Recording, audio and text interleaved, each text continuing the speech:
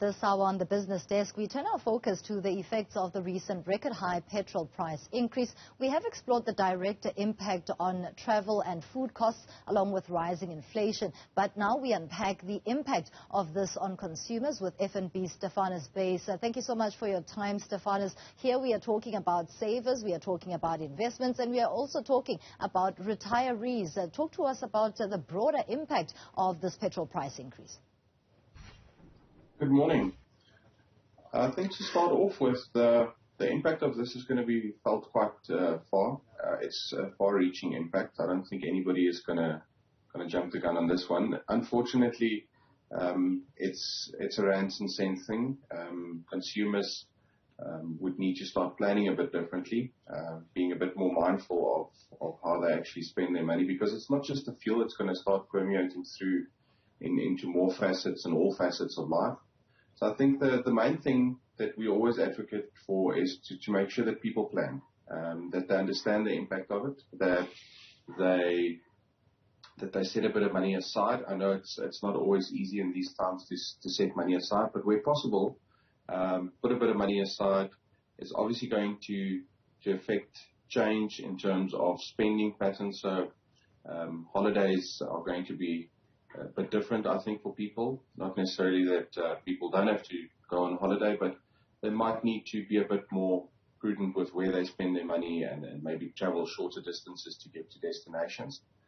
I think for retirees, where there's set income, this is worrying. But again, it's not something that cannot be overcome by understanding which expenses can be substituted, understanding how you could possibly make a plan. And I mean, a lot of these things are quite practical.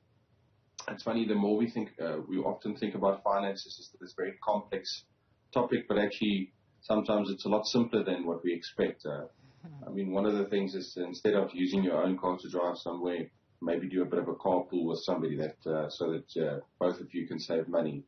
Instead of going out for dinners, often maybe cut back on those a bit and spend a bit more time cooking at home. These are all practical little things that all of us can apply to our everyday life to make sure that we not only survive, but that we can thrive in this time.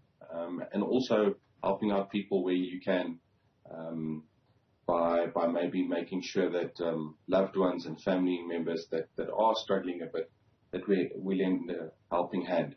So again, I think there's means and ways around these things. It's not all doom and gloom. I'm glad that you raised the practicality side of things, Stephanus, but we must talk about retirees, because that becomes quite a concern when we think that at times certain policies and portfolios that we have become grudge purchases, and those are the first to go in tough financial times. Definitely, and like I said, there is definitely going to be a change in spending patterns for people.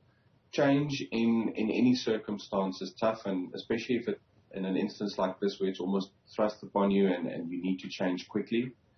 But the key to success here is going to be to make those small changes. For retirees especially, like I said, it's something where planning is going to be crucial to ensure that you turn around every cent, make sure that where you do spend money, you get value for money. One of the other practical tips that we also often advise our customers and clients on is, instead of buying an item, maybe wait a bit until there's a sales opportunity and you can get that item for a bit cheaper. That's also a very practical thing. If you look at the actual underlying investments, typically what will happen in an instance like that, either the fund managers or the bank where the money is deposited will ensure that the money is managed according to the circumstances to yield the best possible return for customers.